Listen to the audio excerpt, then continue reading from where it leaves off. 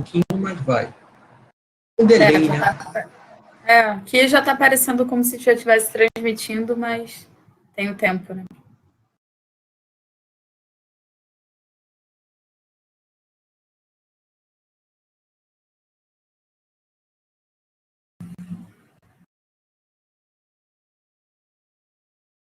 Boa noite a todos e todas. Vamos dar sequência às atividades da 8ª Semana Acadêmica de Economia, Semana de Economia, do curso de Ciências Econômicas do Instituto Três Rios, da Universidade Federal Rural do Rio de Janeiro.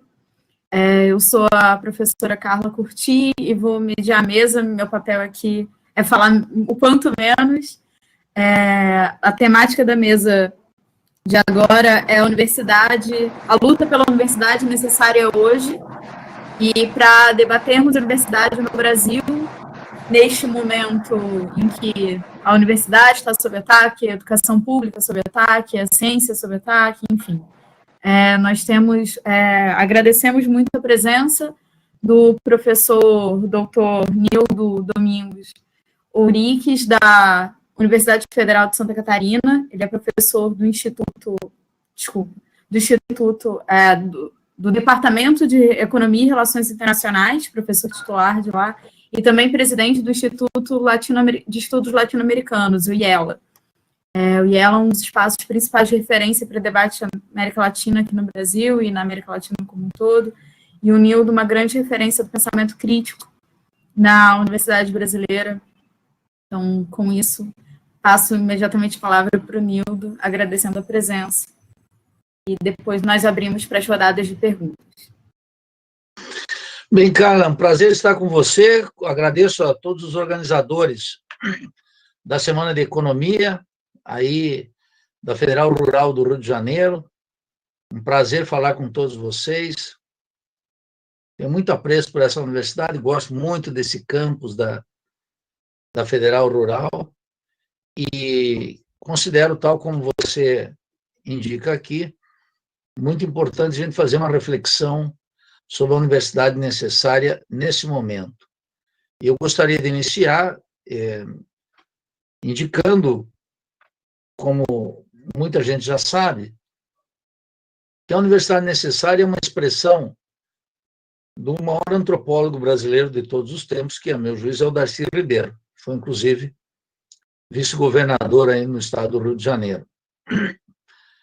E o Darcy é uma figura extraordinária. Deixou uma obra extraordinária também. E já foi quase que esquecido.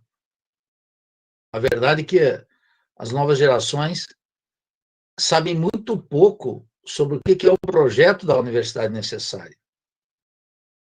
E o projeto da Universidade Necessária, juntamente com as observações críticas daquele que eu considero o maior filósofo brasileiro também de todos os tempos, que é o Álvaro Vieira Pinto, num pequeno livro chamado A Questão da Universidade, elucidou antes da ditadura, antes de 64, aquelas questões que eu diria são as questões de vida ou morte de uma instituição como a que nós frequentamos. Mas que também, Álvaro Vieira Pinto também foi esquecido. Então, em nome dessas duas figuras, Darcy Ribeiro e Álvaro Vieira Pinto, eu gostaria de fazer uma reflexão sobre a universidade brasileira atual. Ao contrário da opinião dominante no campo do que eu chamo liberalismo de esquerda, eu não defendo a atual universidade. E considero mesmo que a atual universidade é indefensável. Agora, é claro, já devo antecipar que, naturalmente, me oponho a todas as políticas que querem privatizá-la, que querem cercear o pensamento, que querem torná-la uma universidade mais limitada do que ela é, que querem reduzir os orçamentos, como o governo do proto-fascista Bolsonaro já está anunciando essa semana. Agora, estar contra essas políticas oficiais não pode, de maneira alguma, implicar na defesa da atual universidade. A universidade atual é uma universidade cativa, é uma universidade que, junto com o meu amigo Valdir Rampinelli, historiador aqui da Federal de Santa Catarina, nós desenvolvemos desde 2011 um projeto que se chama Crítica à Razão Acadêmica. A Universidade Brasileira ela é cativa de um academicismo colonizante, boçal e bocó. Um colonialismo que está plasmado na estrutura curricular das nossas universidades. De tal maneira que, fazendo menção aqui à introdução da Carla, a formação de um economista no Brasil, ela está caracterizada pela formação de uma mão de obra especializada. E o especialista, como já advertiu até um filósofo conservador espanhol, que é Ortega y Gasset, ele é o bárbaro moderno. Então, é notório nas faculdades de economia o empobrecimento científico, político e cultural do economista. É muito comum, em consequência, que um estudante de economia tenha maior tesão, ele fique completamente tomado pela ideia de que ele vai ser um cara que conhece tudo de política monetária e ignora profundamente a história econômica. Ou outro que se torna um especialista em questões fiscais, ignora completamente uma teoria do Estado, que naturalmente não pode ser absorvido por essa formação manualesca, basicamente from United States, que domina a formação do economista no Brasil.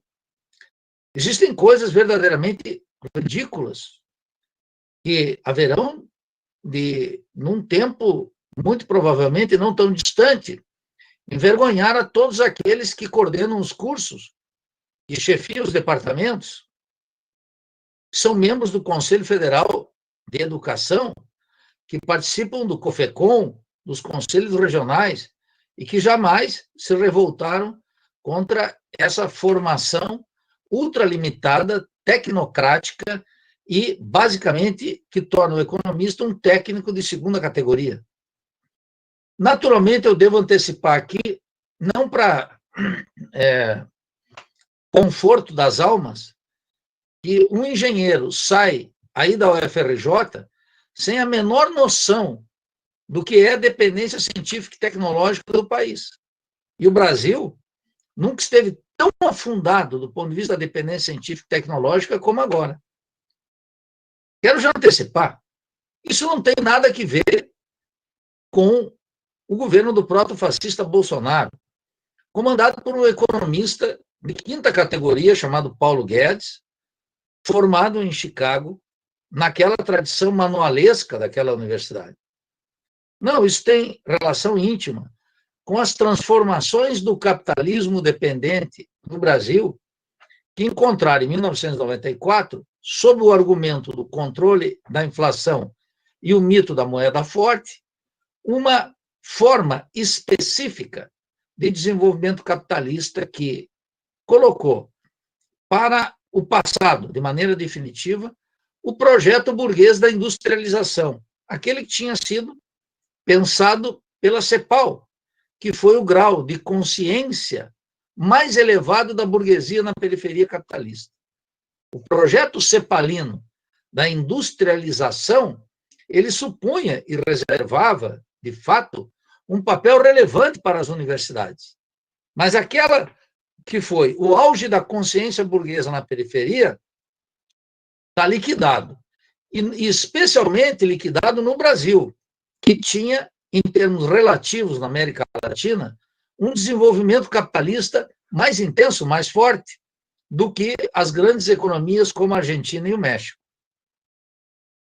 Essas transformações, elas começaram de maneira mais organizada, mais orgânica, a partir de 1994, quando ali se formou uma coesão burguesa, sob a hegemonia da fração financeira, que acomodou os interesses da fração do capital comercial, do capital agrário, do capital industrial, sob comando da fração financeira, e que fez uma transformação brutal no Brasil. Essa transformação, ela tem 4 ou 5 características essenciais, que implica, que traz implicitamente um projeto universitário, que ninguém tratou isso agora. Eu acabo de ler o último livro do Roberto Lerrer, que foi o reitor, meu amigo, da Federal do Rio de Janeiro, e ele, curiosamente, não toca nesses pontos.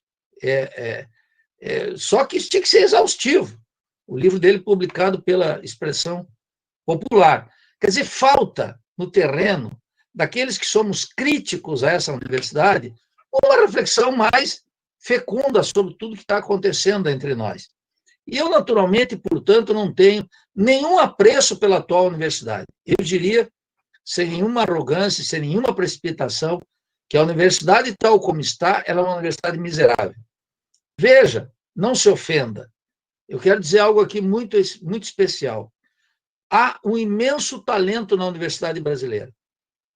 Eu tenho visto aqui em Santa Catarina e no Brasil inteiro, como em todas as universidades latino-americanas que eu visito, um estudantado completamente devoto, na sua grande maioria, à curiosidade intelectual, interessados em estudar a realidade de nossos países, disciplinados, estudantes que se disciplinam sob condições materiais muito difíceis, muito precárias, e, não obstante, mantêm um vivo interesse para que a universidade fosse diferente. Mas o que eu observo é que eles entram com uma vontade extraordinária, com ímpeto aberto da juventude, e depois de 4 semestres entre nós, professores e a organização institucional da universidade, nos encarregamos de torná-lo um sobrevivente, de tal maneira que ele já fica contando o tempo necessário para sair. Ele não suporta o colapso pedagógico da atual universidade, ele não suporta a organização institucional dessa universidade, ele não suporta a organização alienante dos currículos, e ele não suporta, sobretudo, a distância daquilo que ele estuda com a realidade social que ele efetivamente vive. De tal maneira que essas transformações que vieram ocorrendo desde 94, elas agravaram todos e cada um desses fenômenos que eu acabei de elencar aqui. O que aconteceu a partir de 94? 3 ou 4 fenômenos que são visíveis aos olhos, até daqueles analistas mais neófitos. O primeiro deles ocorreu que o Brasil, em 1994, quando começou o Plano Real, não tinha uma dívida interna tão gigantesca quanto a que nós temos hoje, que alcança quase 6 trilhões de reais. Uma dívida que já é quase 100% do PIB brasileiro. Esse fenômeno, quero alertar aqui para os estudantes de economia, é um fenômeno novo. Isso não tem a ver com essa cretinice, esse debate sobre juros e sobre o tripé. Isso é uma ideologia de 5ª categoria que vocês podem conferir nos manuais de macros, mas de maneira muito mais clara nos livros desse pequeno gangster das finanças, que é Gustavo Franco. Está nos livros dele, vocês podem observar lá sem maiores cerimônias. Eu digo gangster da finança usando uma expressão de um presidente dos Estados Unidos chamado de banksters, que é a mistura de banqueiro com gangster das finanças. Aqui não vai nenhuma ofensa de caráter pessoal, mas uma tipificação da profissão do rapaz. E ele não está sozinho. Todo o pessoal da Casa das Garças, aí do Rio de Janeiro, o pessoal lá da PUC, todos eles têm suas impressões digitais nesse crime contra a pátria. Esse assalto, mega assalto ao Estado, feito pela fração financeira, organizando essa coesão burguesa que atravessou o governo de Fernando Henrique Cardoso, governo de Lula, governo de Dilma, governo de Michel Temer e governo de Jair Bolsonaro. A primeira característica, eu digo, é esse superendividamento do Estado. A segunda característica muito importante daquilo que se desenvolveu até agora foi uma gigantesca expansão da fronteira agrícola. Essa expansão agrícola, ela conferiu um peso para a burguesia agrária que nós não tínhamos no passado. E a renda da terra, aquela analisada por Marx no tomo 3 do Capital, passou a ter uma importância decisiva no desenvolvimento capitalista brasileiro. Não é que antes não tinha, sempre teve, mas agora ganhou uma proeminência e, articulada nas frações de classe, soldava os interesses da coesão burguesa, assegurando a produção de um excedente gigantesco e garantindo uma certa estabilidade que aquele economista aferrado às contas nacionais pode ver de maneira muito clara no balanço de pagamentos. Essa é uma segunda característica. A terceira foi a gradual agonia da fração da burguesia industrial. Isso que os economistas da CEPAL e um monte de keynesiano aqui no Brasil, que é dominante, sobretudo na esquerda brasileira, os economistas de esquerda, eu quero dizer para vocês, eles se dizem marxistas, mas são todos de fato keynesianos. E keynesianos muito ruins, porque eles não sabem de Keynes. Eu digo isso porque eu tive que ler muito Keynes, sobretudo no meu mestrado e meu doutorado, e li prazerosamente, não só para conhecer Keynes, mas sobretudo para criticar aqueles que se diziam marxistas, colocando na boca de Marx e de inspiração marxista postulados que são keynesianos. Isso na vida partidária hoje é muito claro. Lá no PT nem isso tem, mas no PSOL, até no PCB, na maioria desses partidos, todos esses partidos que estão aí, os PDT, são todos keynesianos. E eles não entendem, e são todos, então, eles formulam esse problema que eu estou colocando aqui da seguinte forma: eles dizem, está ocorrendo uma desindustrialização do Brasil. É um mimimi, é um chororô daquele que está perdendo o papai e a mamãe. Porque a burguesia industrial, a gente sabe, e eu descobri aqui que a Carla estuda pensamento econômico, quando a gente estuda o desenvolvimento capitalista inglês, e estuda o Marx, que é o melhor teórico de tudo isso, existem bons historiadores também, a gente observa aquela época em que a burguesia industrial era uma burguesia revolucionária. Sobretudo ela, porque ela tinha que romper com o estatuto feudal, com a sociedade feudal europeia. Feudalismo que nós nunca tivemos na América Latina, aqui o buraco é mais embaixo, é outra coisa. Então, veja, a formação do mercado mundial contava na Inglaterra com uma burguesia industrial revolucionária, aquela que o Marx, no Manifesto de 1848, disse claramente que a burguesia não vive senão revolucionando de maneira permanente as forças produtivas e as relações de produção. E por isso que ela tinha que romper com o feudalismo. Cumpriu um papel revolucionário. Nós, na América Latina, nunca tivemos essa burguesia. Mas o sonho, aquilo que eu chamo o auge da consciência burguesa na periferia latino-americana, que influenciou a Ásia, que influenciou a África, que influenciou o mundo inteiro. O pensamento cepalino, a despeito de ser um pensamento burguês, ele teve uma influência na Bulgária, na Hungria, na Tchecoslováquia, todos aqueles países do leste europeu. Aí tem uma grande discussão para a gente fazer. E o que eles propunham? Eles propunham que a forma de superar o subdesenvolvimento era a industrialização. Esse sonho acabou por completo. De tal maneira que os keynesianos hoje aí de Soropédica, aí da UFRJ, aqui de Santa Catarina, lá de Pernambuco, do Acre, todos eles são saudosos da época em que tinha o Antônio Hermílio de Moraes, uma burguesia, e não o Paulo Scaff, que é um rapaz que fica lá em São Paulo traficando com o tráfico de imobiliário, quer dizer, compra e venda daqueles grandes galpões das multinacionais, né, que vão embora, porque a fábrica do mundo agora é a China, a Índia e o setor manufatureiro dos Estados Unidos. Essa burguesia industrial, ela corresponde à terceira transformação que veio do Plano Real para cá. Repito, Fernando Henrique, Lula, Dilma, Temer e o proto-fascista. Aí depois eu vou falar da universidade. Todos esses governos tiveram essa marca igualzinha. Todos eles igualzinha. E agora o Bolsonaro está igualando coisas ainda, batendo recordes, de acordo com aqueles governos petistas. Ele tem a taxa de juros mais baixa, o índice de Gini está baixando mais, o Bolsa Família é mais encorpado, quer dizer, aquela gestão moral feita por aqueles keynesianos de quinta categoria que orientavam os programas do petismo, dos governos petistas, e estão aí na oposição ainda querendo dar uma de profetas, né? Esses economistas têm que ajoelhar no milho e reconhecer que essa burguesia industrial ela está cada vez mais raquítica. E não é só na compra e aluguel de máquinas e equipamentos, que é um déficit na balança de pagamentos gigantesco. Olha aqui, ó, máquinas e equipamentos, estou falando de ciência, estou falando de universidade. Já vamos começar a introduzir aqui, porque é o tema da ciência. Eu não sou um defensor da ciência abstrata. A questão é, a ciência aqui é a ciência nas estruturas do desenvolvimento capitalista. E para nós, marxistas, é colocar isso no interior da revolução científico-técnica, a possibilidade de reduzir a jornada de trabalho e fazer o homem se liberar de uma vez por todas do trabalho.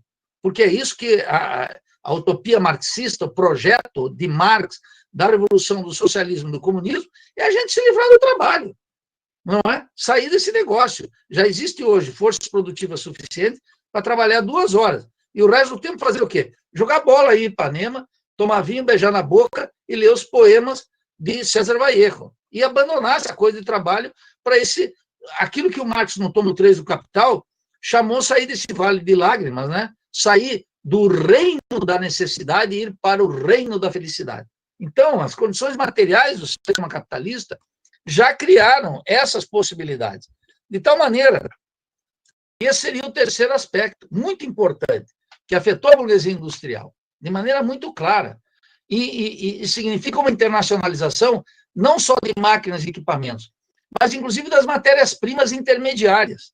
Hoje, se vocês observarem, no grosso da produção capitalista brasileira, aqui das empresas que estão aqui, se produzem máquinas e equipamentos fora, se compram e se alugam, por um lado, e por outro lado, muito importante, um conjunto de matérias-primas intermediárias também não são mais produzidas aqui. São importadas. As fibras, sabe esse carro aí que você vê que quando sofre um acidente, quebra o vidro e ele não estilhaça? Aquilo é uma laminazinha. Aquela laminazinha que fica ali, aquele plásticozinho invisível que fica ali, aquilo é importado. E eu poderia falar dos componentes eletrônicos. Esse computador aqui, que eu comprei novo há 2 meses atrás, que eu estou falando com vocês, 92% das peças dele são todas produzidas fora do Brasil. Quer dizer, isso significou que se controlou a inflação, mais ou menos, né? Teríamos que discutir muito sobre isso, porque os preços estão dolarizados, etc., o câmbio passa a ser, mas significa que liquidou a burguesia industrial de corte nacional, ou autopeças, aquele sistema que foi criado durante a ditadura. E a quarta característica essencial do nosso desenvolvimento capitalista é aquele achado fundamental de um cara que é extraordinário, de um marxista que é o marxista mais brilhante do Brasil, a meu juízo, que é o Rui Mauro Marini. Quando ele elaborou, na dialética da dependência, o tema da superexploração da força de trabalho. Por quê? Agora, até lá nos Estados Unidos, John Smith e outros autores estão começando a trabalhar com essa categoria, que aqui foi ignorada pelo marxismo oficial, do Partidão, do PCdoB, de todos os marxistas ignoravam o Marini. Só que a realidade acaba se impondo, por isso que ele volta com força. Toda a honra e toda a glória ao meu mestre. Então, veja, essa superexploração da força de trabalho, ela traz implicações terríveis também para o ponto de vista da universidade. Ora, se esse desenvolvimento capitalista é isso, as funções da universidade são muito reduzidas. E é por isso que vocês, ao ligarem hoje à noite o Jornal Nacional da Globo, vão ver o bordão essencial. O agro é tech, o agro é pop, o agro é tudo. O agro é a riqueza do Brasil. O conceito de riqueza, Carla, o conceito de riqueza, tão caro à economia política, tão caro ao pensamento econômico, esse que vem lá desde Adam Smith, passa por Davi Ricardo, e Richard Cotillon, e William Pett, todos esses autores, todos da economia política inglesa, o conceito de riqueza está reduzido o Brasil a produzir leite de cabra, soja, milho, zebu, boi, vaca, terneiro. Quer dizer, nós estamos... A regressão do ponto de vista burguês, olhado desde o ponto de vista nacional, é gigantesca. É claro, nós ficamos cada vez mais, desde 94, inseridos numa divisão internacional do trabalho que é muito clara, de mero exportador de produtos agrícolas e minerais. Isso corresponde a uma transformação gigantesca da economia mundial que preside esse movimento, mas que tem suas implicações internas. Ora, aqui eu quero já, então, estabelecer o cenário onde repousa o tema da atual universidade. A atual universidade brasileira, ela é, de fato, imprestável. Por quê? porque ela é uma universidade que não está devotada à sua tarefa fundamental. O que uma universidade teria que estar colocada aqui? A universidade teria colocado como tarefa fundamental a superação do subdesenvolvimento e da dependência. Nada mais.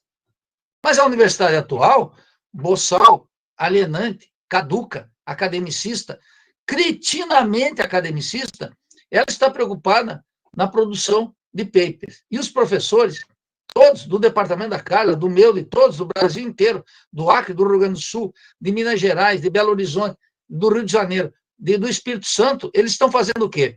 Os professores se meteram numa das coisas mais alienantes e ridículas que apareceu na Universidade Brasileira, a publicação de papers, cuja eficácia é maior se publicado numa revista estrangeira.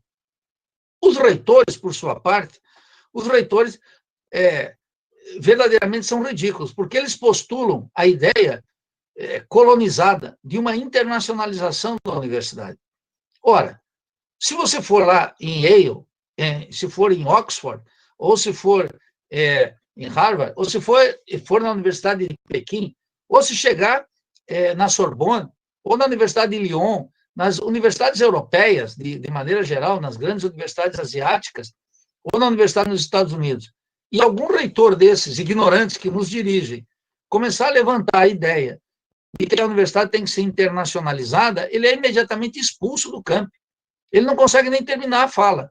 Por quê? Porque lá na Europa, na Ásia e nos Estados Unidos, a universidade existe para uma coisa só, para a grandeza de seus países, para a riqueza de seus países. Então não pode ter lá, nunca haverá, numa universidade dos Estados Unidos, um programa tão colonizado e ridículo como o Ciências Sem Fronteiras. O Ciências Sem Fronteiras que pega os nossos melhores alunos aqui, financiados pelo Estado brasileiro, e os manda para lá, para as múltiplas universidades.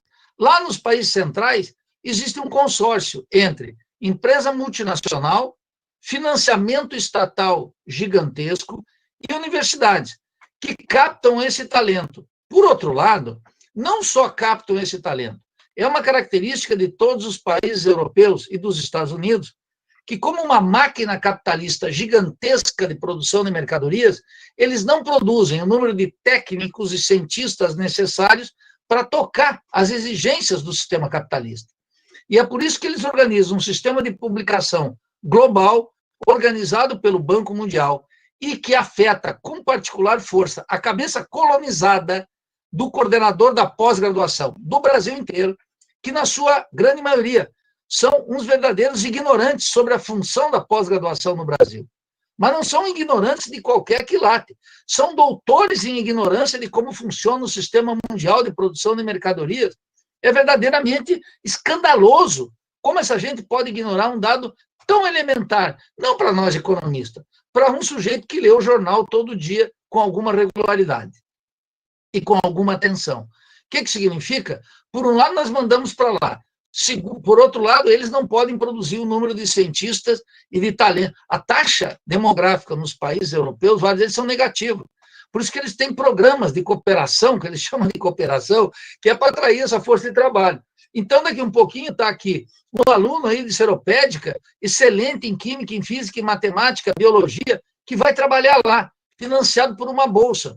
Ou alguém aqui, um professor, que faz uma coisa muito boa na rural, descobre um princípio ativo, faz uma pesquisa na Amazônia, que pode ser através da copaíba ou de qualquer outra planta que nós só existe aqui nos trópicos, que descobre suas propriedades fundamentais para a produção de fármacos e entrega através de paper, de revistas internacionais, para as revistas que não tem nada de internacional, é só uma revista da Califórnia, é só uma revista de Boston, é só uma revista de Paris, de uma universidade, entrega a sua pesquisa de graça, gratuitamente para lá. Lá nos Estados Unidos, lá na França, lá na Inglaterra, lá na Alemanha, lá na China, tem um grupo de pesquisadores que está pegando uma outra descoberta, de um outro sentido de Gabão, e o outro está pegando uma outra descoberta lá da Indonésia. E eles estão lá recebendo papers do mundo inteiro de pesquisadores que estão trabalhando para a acumulação de capital e para o sistema mundial de produção de mercadorias.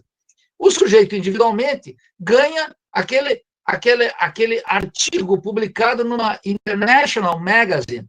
E ele ganha aquilo, vai no programa de pós-graduação, registra seus pontinhos, e depois ele vai pagar um preço exorbitante por um analgésico qualquer que a pesquisa dele ajudou a produzir, mas que ele tem que pagar lá na farmácia. E lá na farmácia se paga royalties. E os royalties vão para as multinacionais, que o filho desse sujeito estava trabalhando lá nos Estados Unidos, acaba colaborando porque ele foi gratuitamente pelo Ciência Sem Fronteiras. Ficar 6 meses lá nos Estados Unidos. Lá tinha um professor antenado que viu que ele já falava inglês, que ele manejava todas as tecnologias, que ele era interessado, que ele tinha curiosidade intelectual.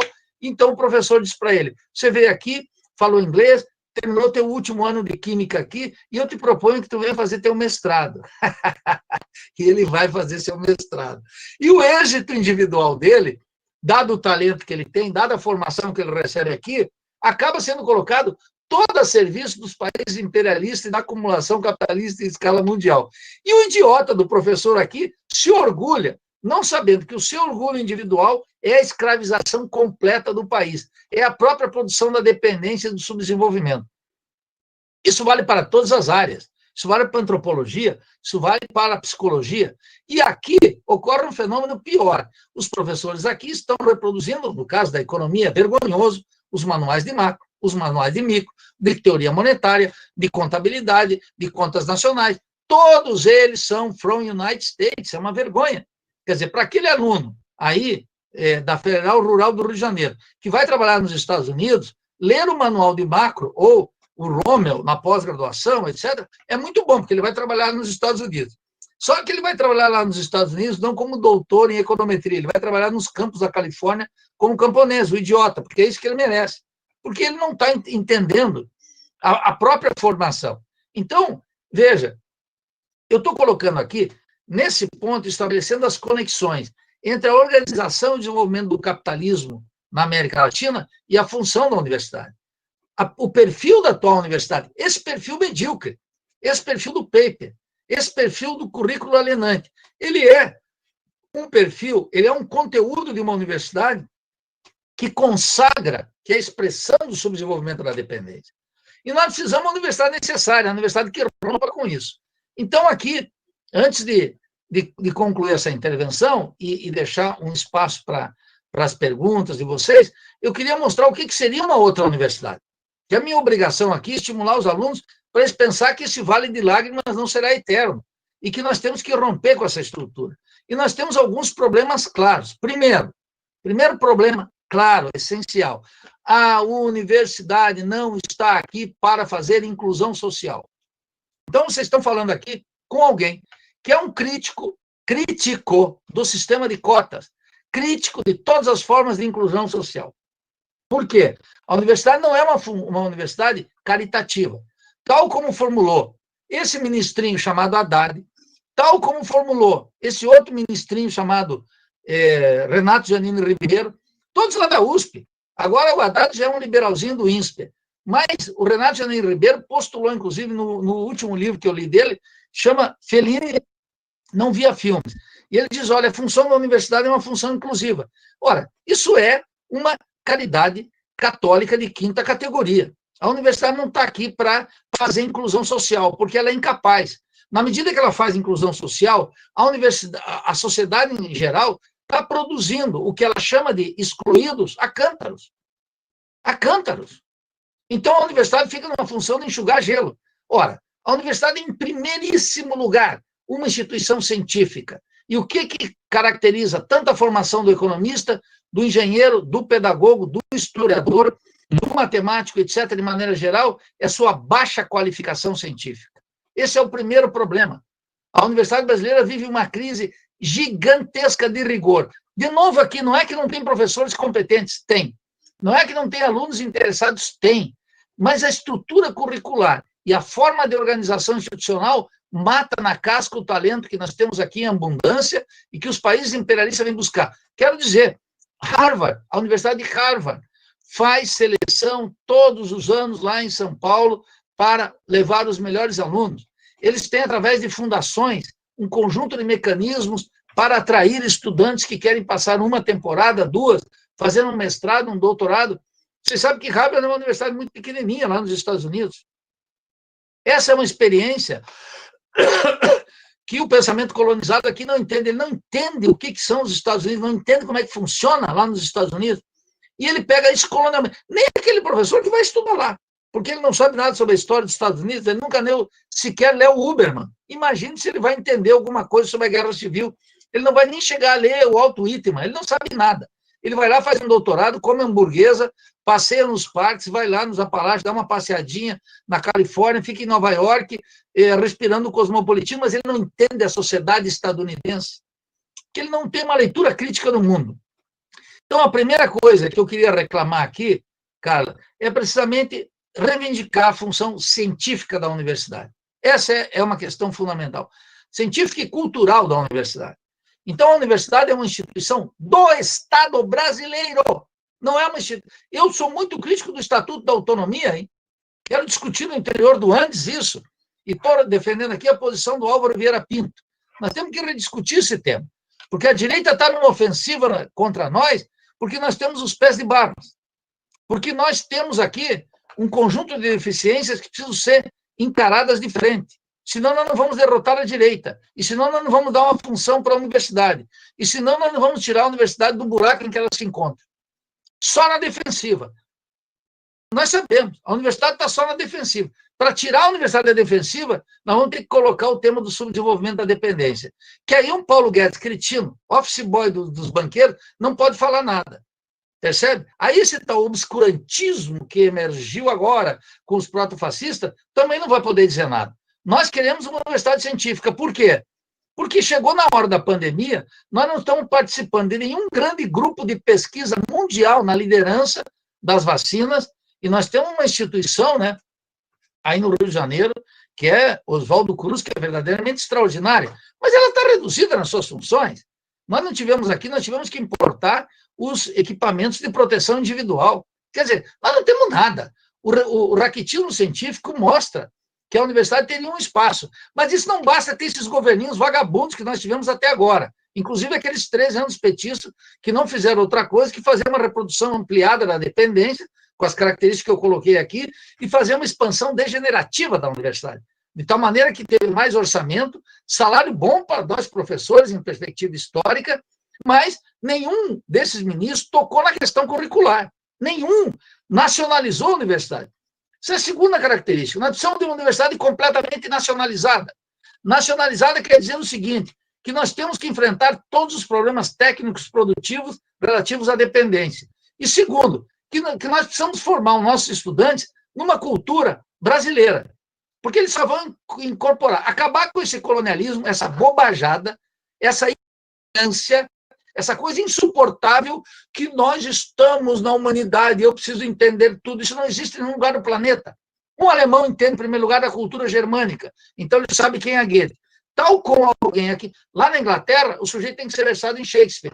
Aqui, nós temos que ser versados, sabe o quê? Em Lima Barreto, em Glauber Rocha, em Darcy Ribeiro, em Álvaro Vieira Pinto. Os idiotas que não entendem a cultura não podem ser cientificamente aptos para entender esse país.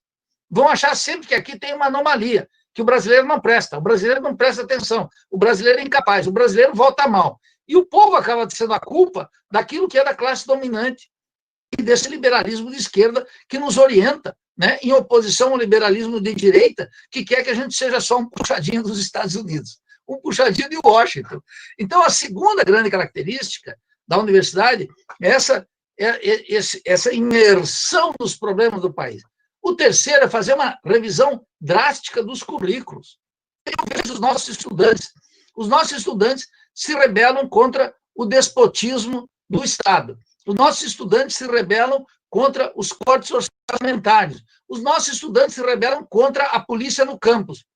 Os nossos estudantes não se rebelam com a dose de alienação que recebem todo santo dia na sala de aula. É uma coisa espantosa. Como é que os estudantes de economia suportam manuais de microeconomia de terceira categoria, manuais de macroeconomia? Por exemplo, vou dar um exemplo aqui.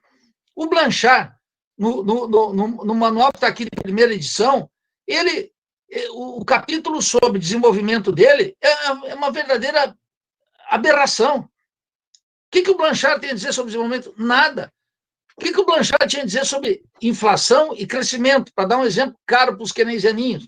Os keynesianinhos ficavam reclamando isso. Bastou o Blanchard ir para o Fundo Monetário Internacional para ele escrever 2 papers lá na página do Fundo Monetário Internacional, fazendo autocrítica do livro que segue sendo lido impunemente em sala de aula em macro.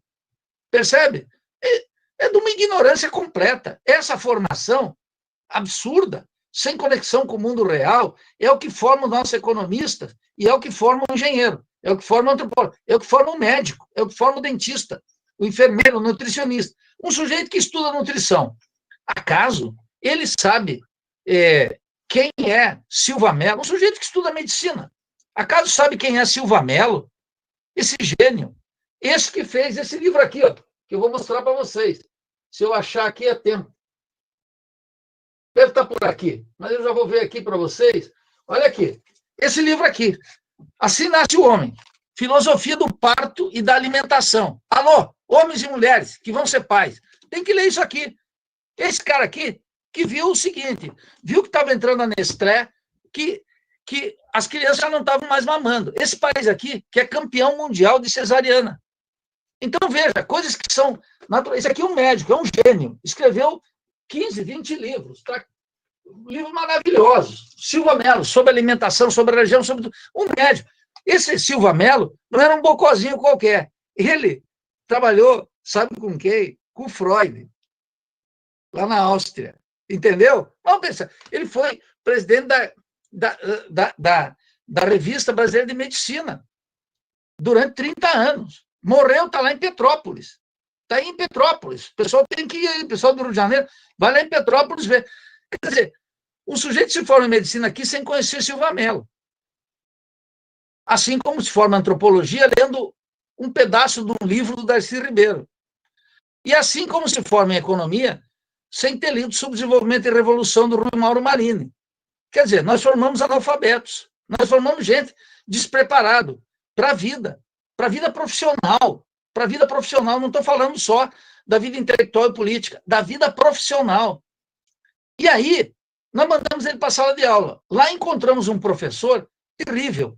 O nosso professor, desamparado, criado nessa estrutura da graduação e da pós-graduação, a maioria deles não sabem sequer dar aula. Se tirar o PowerPoint, ele não sabe dar aula. Essa é uma coisa terrível. É uma vergonha. Agora, ele está dividindo a atenção, sabe com quem? Com o bispo da igreja evangélica. Ele está discutindo com Malafaia. Os nossos alunos, evangélicos ou não, eles veem que eles observam o Faustão na Rede Globo. Eles observam o Malafaia. E aquele é o sujeito que dá aula. Aí ele vem para a sala de aula e ele sugere lá um cara inseguro. Um sujeito inseguro que não aprendeu a dar aula, que não é culto, que tem a dificuldade de ser professor novo. E que, diante das dificuldades do professor novo, que ainda não tem um certo acúmulo, uma certa cancha, ele fica despreparado, tem professor que fica dando aula de costa, com o sinal eletrônico. Ele fica dando aula para os alunos assim. Quer dizer, como é que tu vai cativar a atenção desse aluno? Nós vivemos uma crise pedagógica na Universidade Brasileira que os centros acadêmicos têm que tratar, que o chefe de departamento tem que pautar, que o coordenador de curso tem que resolver. Além, evidentemente, das nossas condições materiais são terríveis. Quero tocar duas. Uma é o fato de que o Brasil não tem biblioteca. É uma vergonha. Então, isso aqui que vocês estão vendo na minha casa, aqui, ó, tá vendo? Isso aqui é uma loucura. Isso aqui é um absurdo. Isso aqui é um cômodo inteiro, cheio as 4 paredes, tem um mais lá atrás, tem mais na universidade, pegando meus livros. Isso significa que o Brasil não tem biblioteca pública. A maior parte dos intelectuais na Europa e nos Estados Unidos não tem isso aqui. Porque não precisa, tem boas bibliotecas. Se tu visita a biblioteca do Congresso nos Estados Unidos, tu está diante de uma biblioteca. Não teve um miserável ministro, um ministro, desde a ditadura, que colocou aqui, vamos construir uma biblioteca. Observe o tratamento do livro. Agora está essa campanha aí, vão tributar o livro. Não, isso é uma questiúncula. Isso é uma questiúncula. Nós não temos bibliotecas, o negócio é mais grave.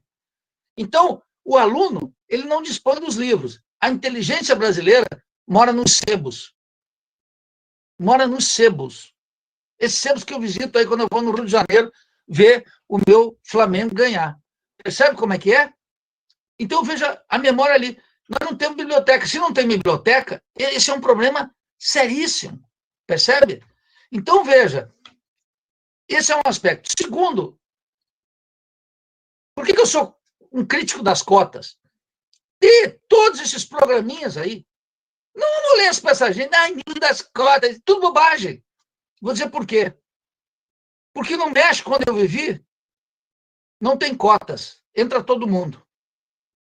No Uruguai, onde eu também visitei, entra todo mundo.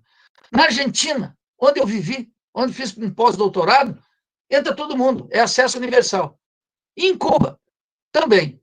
Aqui no Brasil, se introduziu essa coisa miserável, cínica, uma digestão moral da pobreza, que nós vamos fazer um sistema de cotas. Porque o sujeito se sente, sabe o quê? Premido por uma culpa moral. Ele sente que tem que fazer uma coisa aqui e agora. E esse aqui e agora é um sistema de cotas. Bom, agora nós estamos nos defrontando com a crise, que é a maior parte dos nossos alunos. Eu vou dar os dados aqui. 87% dos alunos das universidades federais e dos institutos federais de educação, eles provêm de famílias que ganham até 3 salários mínimos. Sabiam? 50,2% dos estudantes brasileiros são pretos e pardos. Nós estamos chegando quase a 60,2%, que é o equivalente da população brasileira. 8% de pretos e os demais pardos. E aí está ocultada, inclusive, a questão dos indígenas.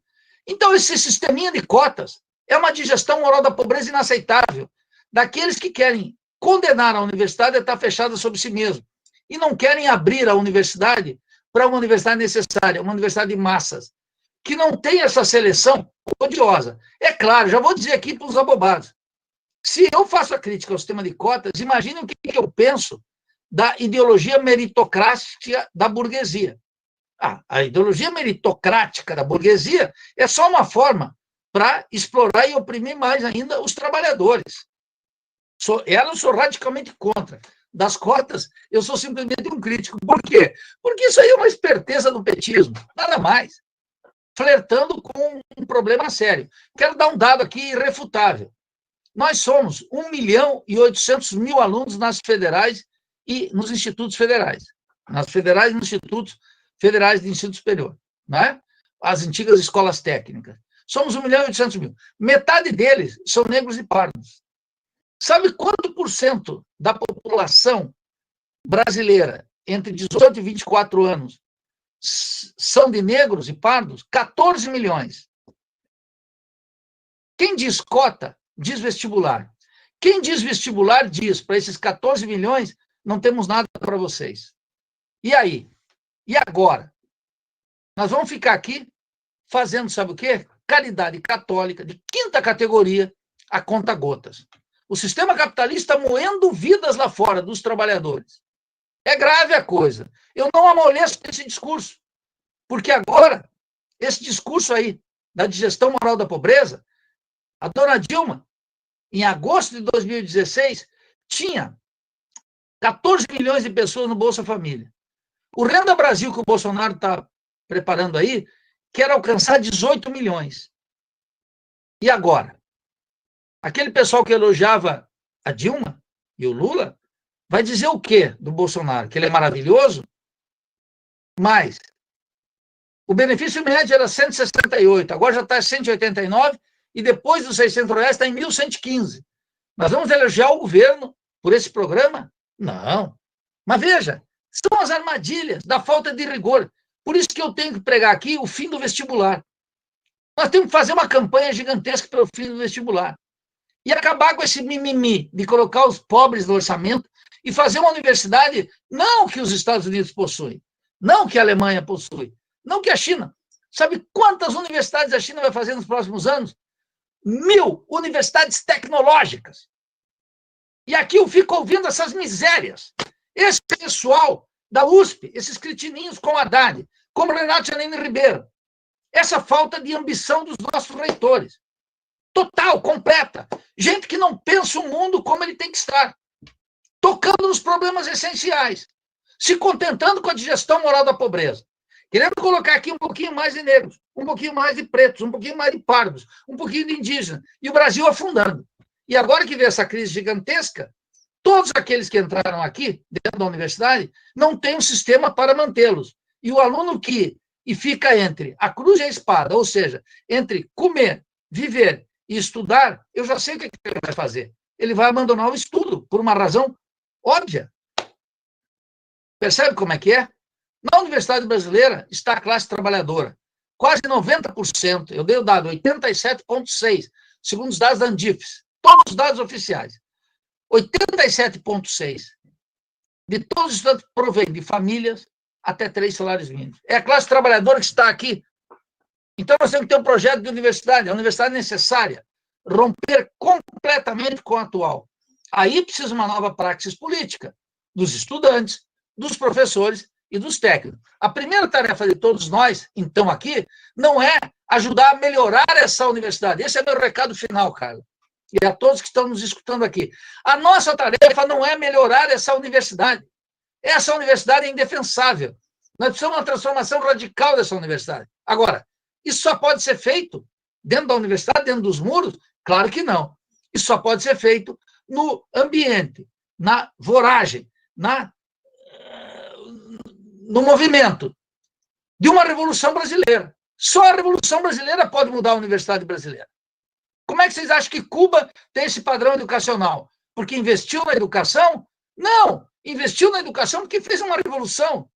Por que vocês acham que a China, com as características de 1949, encabeçou a revolução de Mao Tse-tung, consegue hoje, está colocando aqui a Huawei, um celular, que o Trump está desesperado, fazendo protecionismo seletivo de todas as formas, proibindo as empresas, prendendo executivos, taxando produtos. Por quê? Porque a China investiu em educação, porque fez a Revolução Chinesa. E por que a Rússia está chegando agora numa vacina? Porque ela tem um super laboratório de armas químicas que trabalha nessa com a maior tranquilidade. E porque ela tem atrás dela as conquistas científicas da Revolução Russa. Por que nós vamos ficar aqui com essa digestão moral da pobreza? Confinando a universidade como se ela fosse uma espécie de ambiente necessário para fazer a justiça social. Isso é uma vergonha, isso é uma impostura. É uma impostura da classe dominante, é uma impostura do liberalismo de esquerda. Essa universidade tem que se abrir para os dilemas da Revolução Brasileira. Essa revolução que voltou a pulsar entre nós. Ou a gente abraça essa causa, ou pode fechar a universidade, porque a direita seguirá dominante da crítica.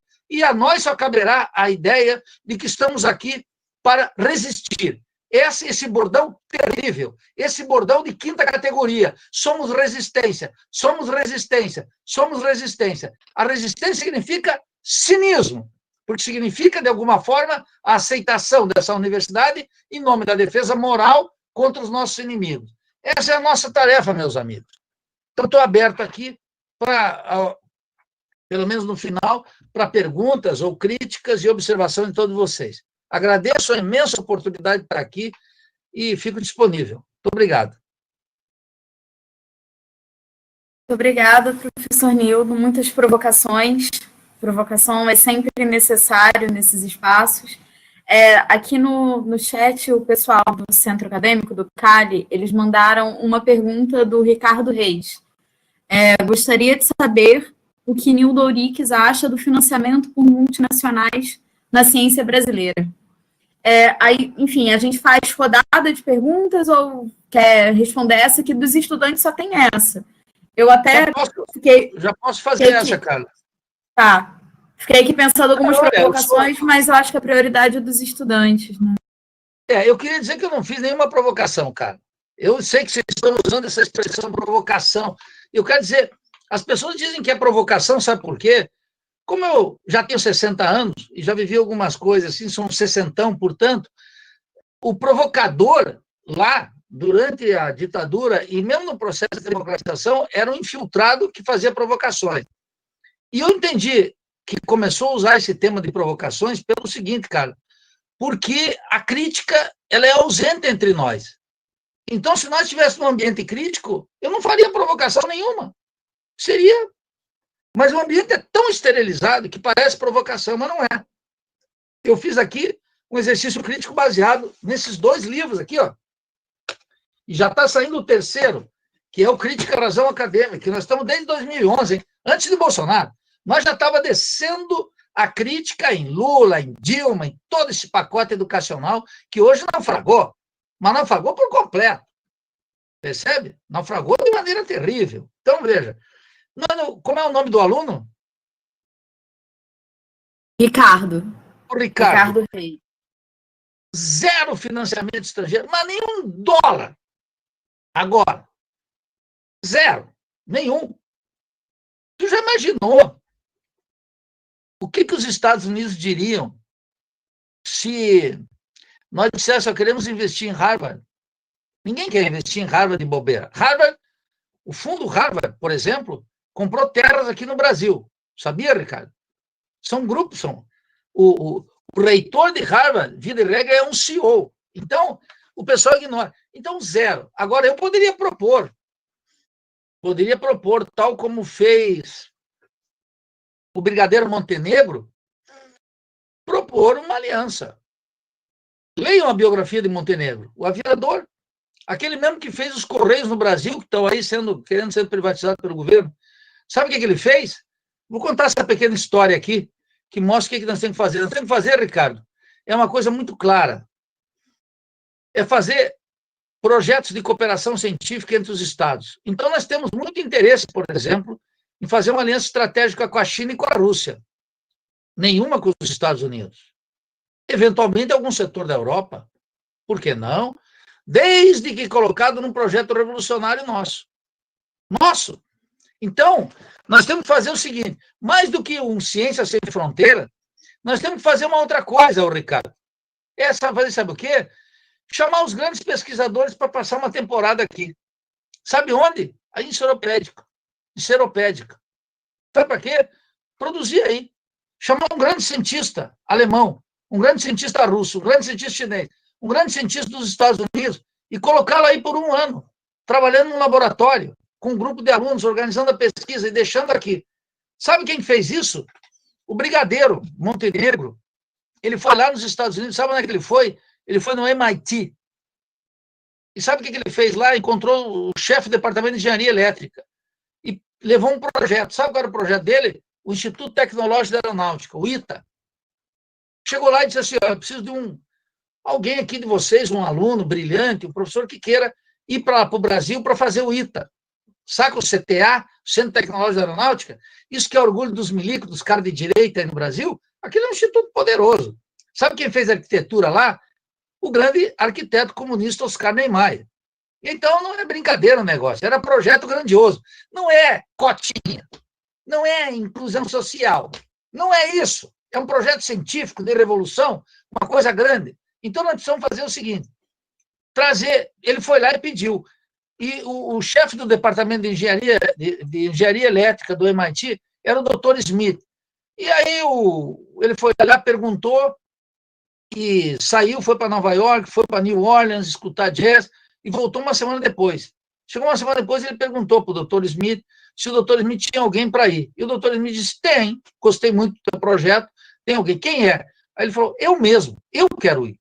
O chefe do departamento de engenharia elétrica, do MIT, veio para cá. Foi lá para São José dos Campos, onde está o ITA. E ele começou a fazer. Aí os Estados Unidos, sabe o que quiseram dar para ele? Toda a parte superada da tecnologia da aeronáutica. Sabe o que o Dr. Smith disse? Nem se for de graça, nós vamos produzir tudo. Temos tudo. Conhecimento. Nem $1, meu caro.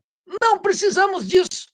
Financiamento da ciência, através de programas do Banco Mundial, Fundo Monetário, empresas transnacionais, nada. Recursos nossos, temos uma imensa capacidade. O outro exemplo que está sendo dado aí, sabe quem é? É o Nicoleles. O Nicoleles com o MEI de Macaíba, lá no Rio Grande do Norte. Mas o pessoal não sabe disso. É uma ignorância completa. Fica todo mundo discutindo o problema da caridade católica e abandonando os grandes temas da ciência. Mas o Nicolelli está fazendo uma coisa extraordinária, né? Porque ele é um neurocientista muito bom, ele tem 2 defeitos, ele é do PT e palmeirense, mas tirando isso, ele é uma figura extraordinária, muito boa para a ciência, percebe? E o que nós precisamos? Gente como ele e milhares de cientistas que nós temos no Brasil, nós temos uma capacidade, os nossos professores e os nossos estudantes, sobretudo na pós-graduação, que é um lugar alienante até a medula, se liberados dessa organização institucional e dessa escravidão acadêmica, puxado por um ministro e por um presidente da República, que coloque o tema da emancipação da ciência e da tecnologia, o combate ao subdesenvolvimento e à dependência, o Brasil vira uma potência maior que a China. O Brasil esculhamba o coreto mundial. Isso aqui é uma coisa concreta. Eu estou dando 2 exemplos. O Made in Macaíba, lá no Rio Grande do Norte, e o projeto do Instituto Tecnológico da Aeronáutica no Montenegro. Não é mandando bolsinha para fora, é trazendo os grandes cientistas para cá. Quando a União Soviética caiu, o que os Estados Unidos e a Europa fizeram? Foram lá e pegaram todos os cientistas possíveis. E eles foram para os países produzir ciência. Nós temos que fazer uma aliança estratégica com Cuba. Na área do quê? Na área de medicina nuclear, na área de um conjunto de áreas, de fármacos. Cuba erradicou a Covid, meu amigo. Eles têm algo a dizer no terreno da saúde, né? Uma aliança com a Fundação Oswaldo Cruz, já imaginou? A potência latino-americana, o potencial que nós teríamos, gigantesco. Isso tudo com financiamento, nenhum dinheiro de fora. 0. Agora, eu sei também, ô Ricardo, que só uma revolução faz isso, né? Esses governinhos aí, o próprio fascista não vai fazer. Os governos petistas foram de uma incompetência completa. Tampouco, aprofundaram a dependência, mediocrizaram a universidade, tornaram ela pouco rigorosa, foi um desastre. Só no contexto de uma revolução. Que está cada vez mais necessária, hein? Bom, nós temos mais uma pergunta de estudante, e aí é interessante que esse estudante não é da economia, é o Alain Marinho. Ele traz uma pergunta: gostaria da opinião do professor Nildo sobre as áreas de exatas, física e matemática, cujos livros utilizados são predominantemente livros americanos. Sou estudante de física e no currículo os livros, os textos são quase todos de origem dos Estados Unidos. Enfim, mais uma forma de expressão do colonialismo em outras áreas. Sem dúvida, Carla. E muito boa questão, Alain. Olha só, nós sabemos que não existe física socialista ou capitalista. Não existe uma biologia proletária. O famoso caso Lysenko na União Soviética. E nisso estamos de acordo. As conquistas científicas, né? A lei da gravidade, se eu soltar essa caneta aqui, ela funciona na China e aqui em Floripa. Funciona aí em Seropédica e funciona lá na minha Joaçaba. É assim. Então, não há um problema aí. O que nós precisamos, Alan, é que, de fato, nós tínhamos que um estudante de física, e você é um estudante de física, isso é que os estudantes de física tinham que saber de Mário Schemberg, tinham que saber de Zé Leite Lopes, tinham que estudar. Olha, o Mário Schemberg e o Zé Leite Lopes, eles tiveram relações com Einstein, lá nos Estados Unidos. Eles estiveram próximos dos caras que pensaram o projeto Manhattan da bomba atômica. Eles tinham que saber, vocês tinham que saber, deixa eu acho aqui, é que esse aqui está agora um pouco assim confuso, mas, olha aqui, eles tinham que saber, sabe o quê? Bautista Vidal. Bautista Vidal foi o cara que criou, sabe o quê? Veja, o Bautista Vidal era um conservador, ele trabalhou durante a ditadura. Mas o que ele fez lá durante a ditadura? Ele fez, sabe o quê, o Alan? É uma história maravilhosa que eu te conto aqui, porque tu é físico tal como ele. Ele foi estudar física nos Estados Unidos, fez o doutorado lá. E ele era do batalhão atômico. Só que ele chegou aos 35 anos na Bahia, ele olhou a Bahia, olhou Coquinho, olhou tudo aquilo e falou assim, eu tenho que tirar a energia daqui. E aí, sabe o que ele fez? Ele fez o pró-álcool. Saca álcool no carro? Flex? Isso é Bautista Vidal. Fez, sabe contra quem? Contra os meios de comunicação, contra os partidos, contra os monopólios, contra todos. Ele fez. E Ernesto Geisel, lá na ditadura, né, que não tenho nenhuma saudade, bancou. Mas Bautista Vidal era físico, que nem você, Alan. Um físico formado nos Estados Unidos, com doutorado de lá. veio para cá, se vinculou com os trópicos. Tem que ter energia daqui. Nós temos que ter uma energia limpa. Então, é claro que tu não vai encontrar num curso de física, provavelmente umas 2 disciplinas sobre os nossos grandes físicos. Eu recomendo aqui, o Alan Marim, tem um texto do Mário Schember, que recomendo para ti e para os economistas, que chama A Formação da Mentalidade Científica. Um texto maravilhoso. Agora, o Zé Leite Lopes, eu não sei se tu o conhece, mas ele é desconhecido, em geral, para os estudantes de física. Porque, como ele disse para o Darcy Ribeiro, quando ele voltou do exílio, ele disse: Darcy, a ditadura nos perdoou, os nossos colegas não. Bom, o César Lattes virou nome do currículo Lattes. Se o César Lattes sabe disso, ele fica louco. O César Lattes se enfrentou com os generais.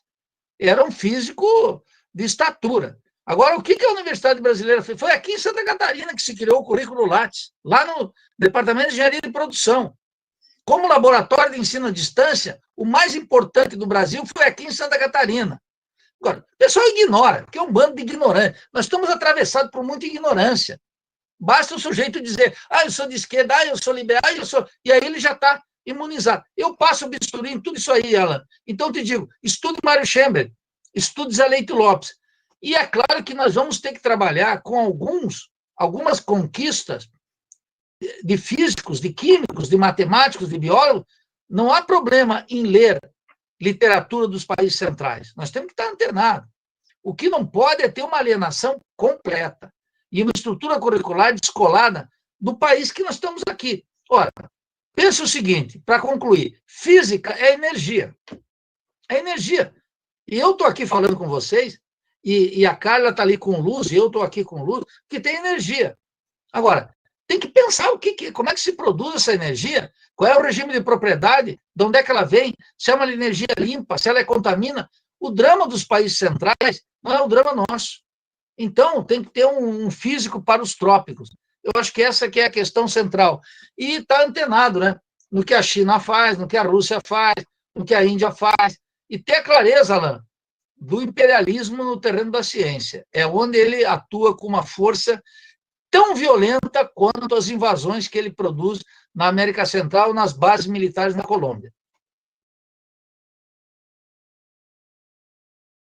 Bom, como nós já estamos chegando no teto da atividade, né, do horário que os organizadores, que o pessoal do CARI passou para a gente, eu gostaria de pedir, então, por favor, as considerações finais antes da gente encerrar. Enfim, se tem alguma coisa que queira reforçar, alguma ideia que tenha ficado de fora, agora fica à vontade para colocar as últimas considerações. Nildo, por favor. Muito obrigado, Carlos, foi um prazer conhecê-la. Agradeço ao Felipe também, Felipe Corrêa. Foi uma honra participar dessa semana em circunstâncias tão difíceis do nosso povo, né, tão dramáticas, mas é um povo que luta muito. Eu não fico chorando pitando, porque o nosso povo luta muito, e eu acredito, eu tenho uma fé inabalável no nosso povo. Eu tenho uma fé gigante no nosso povo. E nós que já passamos por tudo quanto é tipo de governo, vamos superar esse e vamos ter que abraçar a Revolução Brasileira. A universidade só encontrará uma saída se nós abraçarmos a Revolução Brasileira. O resto é tudo conversa mole. Tudo conversa mole. Eleger um deputadozinho aqui, um prefeitinho ali, um governadorzinho, isso nunca deu nada. Nunca deu nada. Está na hora agora de a gente agarrar o touro por los cuernos, com toda a força que a situação está exigindo. E eu postulo que os estudantes jogam um papel fundamental nisso.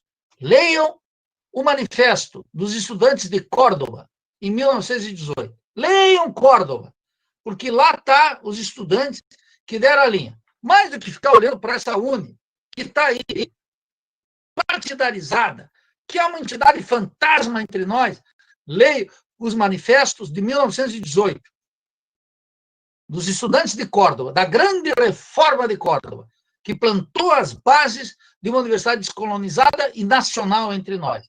Não percam as esperanças, lutem contra o bom-mocismo, lutem contra a ignorância, lutem contra a alienação, lutem contra a estrutura curricular obsoleta, lutem contra os manuais from states de péssima qualidade, lutem para ter uma formação profissional íntegra, com cultura, com ciência, com tecnologia, com firmeza política, percebe? Não essa conversa mole que estamos formando para a cidadania. Isso é uma coisa burguesa de quinta categoria.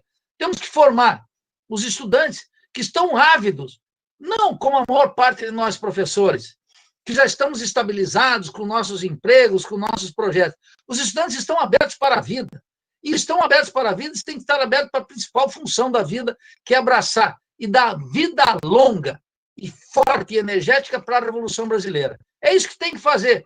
Não percam a curiosidade intelectual, não desistam, não se rendam à mesmice e alienação. Se rebelem sempre, se organizem, pensem politicamente, façam a crítica de maneira sistemática e lutem pela Revolução Brasileira. Foi um prazer estar aqui e eu quero fazer um pedido final, né? Quando a pandemia acabar, e ela vai acabar, e se todos nós estivermos vivos, eu quero um convite para ir na Rural do Rio, vê-los pessoalmente, discutir com vocês, conversar sobre os temas da ciência, da tecnologia, da economia, da universidade e do Brasil. Um grande abraço, Carla, um grande abraço, Felipe. Foi um prazer estar aqui. Muito obrigada, Nildo. Espero que em breve a gente consiga se encontrar pessoalmente. Com certeza, se for possível realizar esse encontro, vai ser muito importante para nós lá do ITR também. Agradecer pela disponibilidade, por ter aceito o convite mesmo nessas condições, enfim, que estamos vivendo, e agradecer também as reflexões que você trouxe. Acho que tem muita coisa para continuar debatendo. O pessoal que está entrando na graduação agora, acho que está tendo contato com algumas questões que ainda não tiveram antes, enfim. E aí, fazer um convite, enfim, eu acredito muito nisso, da importância da gente pensar a construção da ciência a partir da periferia, com as referências da periferia, né? Então, eu trabalho muito com o pensamento brasileiro, então, enfim, reforçar esse convite de leamos, conheçamos quem são os nossos grandes e as nossas grandes pensadores, que isso é o que vai ajudar a gente a entender melhor a nossa realidade e fazer as coisas mudarem. Enfim, muito obrigada, gente. Boa noite.